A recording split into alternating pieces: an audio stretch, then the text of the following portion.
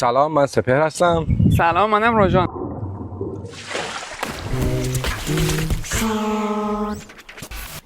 ما 6 ماه توی سریلانکا بودیم و بعد تصمیم گرفتیم که بیایم هندوستان. چطور شد که هند رو انتخاب کردیم و توی این 1.5 سال اخیر بعد از اومدن به هندوستان چه اتفاقاتی برامون افتاد؟ داستان قسمت قبل تا جای ادامه پیدا کرد که ما توی سریلانکا بودیم و ویزای 6 ماهمون داشت تموم میشد و دنبال آپشن بعدی بودیم که میتونست یکیشون دوباره نپال باشه، تایلند باشه و خیلی اتفاقی یکی از کسانی که توی خونمون هاست کردیم گفت که یه روشی پیدا کرده که میتونین بریم ویزای 6 ماهه هند بگیرید.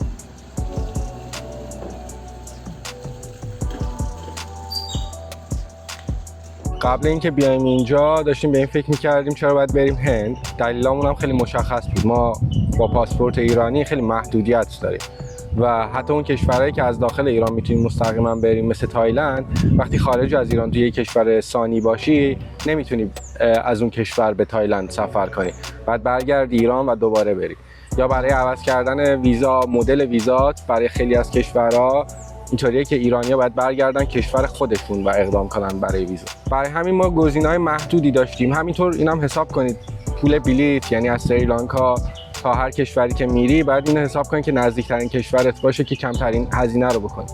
مدت زمان بلندی که میتونی تو اون کشور بمونی، چون مثلا 40 روز بری توی کامبوج بمونی، خب 40 روز موندن، بعد 40 روز دوباره باید ترک کنی، دوباره برگردی پول ویزا بدی و. آره، بعد یه آپشنی پیدا می‌کردیم که به قول معروف صرف کنه واسمون همه زحمتش، پول بلیطش، رفت آمدش. که خب آره، هند آپشن خوبی بود. آره، ما تمام استفاده ممکن رو از ویزای سریلانکامون انجام دادیم. هفته آخرش شروع کردیم به گشتن سریلانکا و خداحافظی با سریلانکا و ویزا رو که گرفتیم پرواز کردیم به هند. یا الله،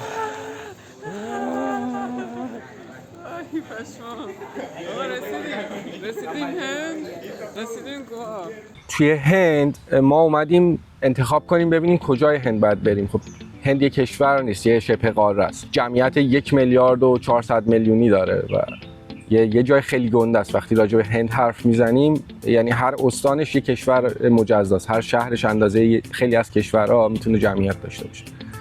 پس خیلی مهمه که حتی توی یه شهری کدوم منطقه‌اش داری زندگی میکنی. از تمام آدم‌هایی که میشناختیم به هند سفر کرده بودن و میتونستیم ازشون بپرسیم، پرسیدیم که هند چه جور جاییه، اگر بریم هند کدوم استان‌ها باید بریم، هزینه‌های زندگی چطوره و همه سوالاتی که تو ذهنمون. به این نتیجه رسیدیم که گوا. حالا چرا گوا؟ چون اون تایمی که ما میرفتیم یعنی سپتامبر چند بود؟ 2023.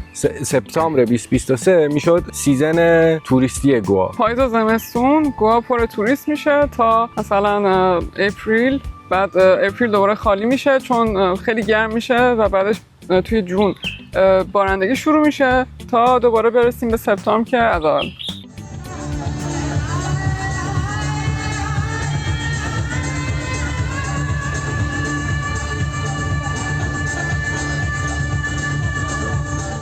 اینجا میتونم بگم 80% جمعیتی که باهاشون مراوده دارین غیر هندی هستن. اینجا راحت‌تر بین جمعیت قاطی میشی و خیلی به چشم نمیاد که تو خارجی هستی. خب این یه آپشن مثبت همیشه. کلا خیلی وقتا ما رو اشتباه میگیرن با هندی‌ها و اصلا میام با اون هندی صحبت میکنن، هی میگیم انگلیش. بعد بعضی وقتا باور نمیکنن، فکر میکنن داریم چاخان میکنیم.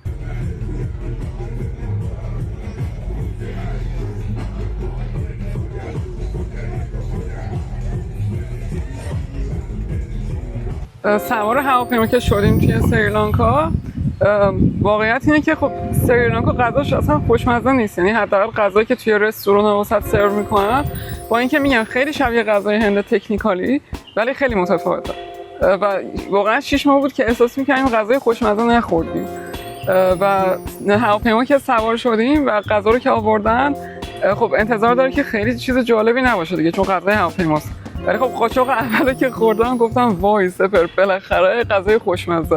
و اینو بگم واقعا غذای هند خیلی خوشمزه است، یکی از بهترین کوزینایی که من تست کردم تا الان و چون خیلی میپرسن ازم، چون ویدیوهایی که توی اینستاگرام میبینن دوستام غذای خیابونیه که خیلی کثیفه و احتمالاً بخوری میمیری اصلا. ولی خب واقعا غذای هندی به ذائقه ما ایرانی‌ها خیلی نزدیکه و کلا خیلی خوشمزه است و در سطح جهانی هم خیلی محبوبه. اگه بتونین غذای تند بخورین، یعنی اگه با فلفل مشکلی نداشته باشین، واقعا توصیه میکنم. آره، ولی هیچ غذای ایرانی نمیشه. شب رسیدیم آرامبول و خوابیدیم و صبح که بیدار شدیم اولین بار توی نور روز تونستیم ببینیم که خب هند چجوریه، ساختماناش چه شکلی هست، مثلا آدماش چجوری هست. بالاخره از بچگی آدم فیلم‌های بالیوود رو میبینه دیگه، یه تصوری داری از هندوستان، ولی اینکه بیایی و از نزدیک ببینی اونو واقعا هنوز واسه من تازگی داره. هر روز تعجب میکنم که من تو هند چیکار میکنم. هنوز عادت نکردم به این قضیه. هنوز وقتی فکر میکنم که هندم یا یه چیزی رو میبینم که خیلی هندیه، اینطوری هم که من اینجا چی کار میکنم.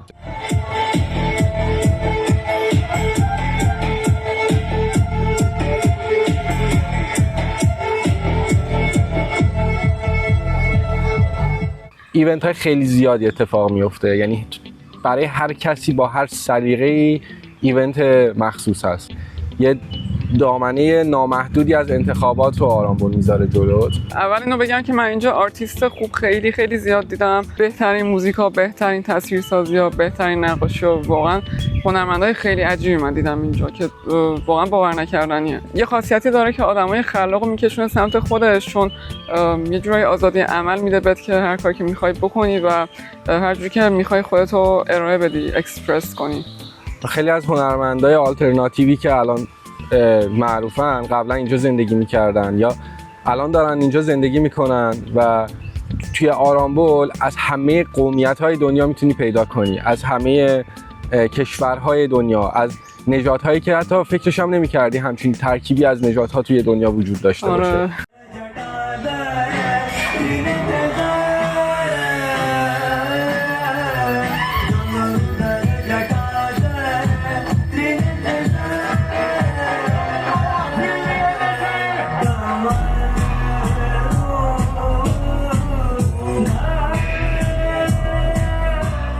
جمعیت غالب مسافرها توی جنوب شرق آسیا از کشورهایی مثل روسیه، اوکراین یا قزاقستان اون سمت دنیا دارن میان. حتی بلاروس، یعنی روس زبان. یعنی مثلا در حدی که شما بعضی از رستورانا میری منو 2 زبانه است، انگلیسی نوشته شده و روسی. و همینطور امکان درآمدزایی توی هند خیلی بیشتره برای یک مسافر. با دید بازتری پذیران، هنرتو ازت بابتش پرداخت کنن، نمیدونم بابت خدماتت میتونی. بازار خیلی گنده‌ای داره هند، یعنی هر جایی که میری یه فرصتی هست برای پول درآوردن، برای رشد کردن.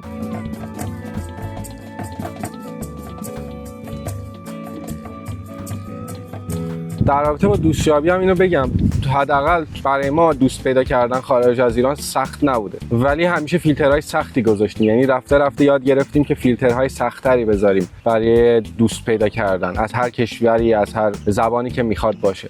حتی با ایرانی‌هایی که خارج از ایران زندگی میکنن، با اینکه هر دوتامون از یه بک‌گراند و یه فرهنگ مشترک دوستی اومدیم بیرون، ولی در نهایت وقتی توی محیط جدید هستیم سعی میکنیم مرزهای دوستی رو یک جور جدیدی بچینیم. چون شرایط زندگی توی شهرهای توریستی یا به این سبک زندگی و این سبک مهاجرت اینطوریه که بهت میقبولونه هیچ چیزی دائمی نیست، حتی دوستی‌ها، و هر چیزی موقتیه و توی بازه زمانی مشخص شروع و خاتمه پیدا میکنه. میتونه 5 تا 10 دقیقه باشه، یه مکالمه ساده تا چند روز و خوشگذرونی و بعدش تموم میشه. چون طبیعی هم هست دیگه. ببین اینجا اینقدر فعالیت مثلا انجام دادن زیاده، مثلا میگم کلاس یوگا خیلی زیاده، کلاس رقص، کلاس‌های هنری، سفالگری، نمیدونم نقاشی، بعد مردم میرن شنا، موج سواری، شبش میرن پارتی، میرن ایونت، میرن کنسرت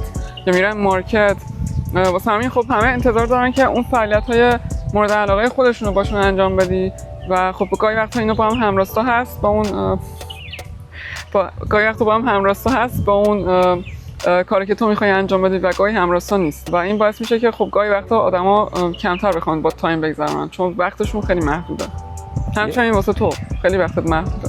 و یکی از چالش‌هایی که وقتی رسیدیم آرامبول این بود که خب اینجا همه واسهشون تعطیلاته و اومدن که خوش بگذرونن، استراحت کنن و خیلی بعد خودتو صفر نگه داری که با اون موج سوار نشی و همراهشون نشی و تمرکز کنی روی اهداف و کارهای خودت، به خاطر اینکه خیلی راحته که شل کنی و بگی آره مثلا من امروز میرم فلان تفریح میکنم، پس فردا میرم فلان کار میکنم، حالا کارا باشه بعدا انجام میدم. کما اینکه فکر کنم یه ماه اول واسه من اینطوری بود، واسه جفتمون.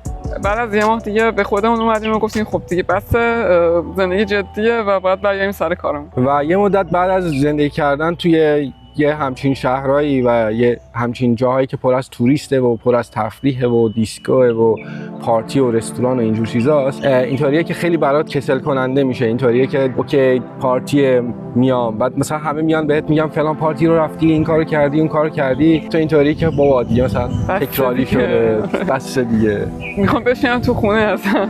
آره ترجیح میدی بشینی تو خونه‌ت، غذاتو درست کنی. غذا درست کردن هم یه مشکل خیلی بزرگی که ما اینجا داریم اینه که نمیتونیم تو خونه غذا درست کنیم.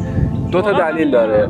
حالا تو بگو. دلیلش اولش اینه که مواد اولیه خریدن، تمیز کردن اینا خیلی وقت میخواد و پختنش، و سه وعده است، یه دونه که نیست. یه دونه نیست. خب من احساس میکنم به خاطر اینکه خیلی رستوران‌ها در دسترسه، چون ما اون تایمی که خب سریلانکا بودیم کلا 3 ماه آخر که آپارتمان خودمون داشتیم اکثرا تو خونه داشتیم غذا درست می‌کردیم. قبلش هم داشتیم تو هاستل غذا می‌پختیم. ما بیرون خیلی کم غذا می‌پختیم. آره چون اصلا غذا مزخرف بود. آره راست میگی. اینجا چون غذا هست و خوشمزه است، شاید احساس می‌کنم که اون نفس اماره بهت میگه برو بیرون غذا بخور، برو بیرون. نه معمولا کسای دیگه‌ای هم که زندگی می‌کنن خودشون آشپزی نمی‌کنن، همه تقریبا بیرون غذا می‌خورن و بیرون غذا خوردن یه جورایی مقرون به صرفه‌تر در میاد تو بعضی موارد، و بیرون غذا خوردن یه جورایی جزء لایف استایلشونه.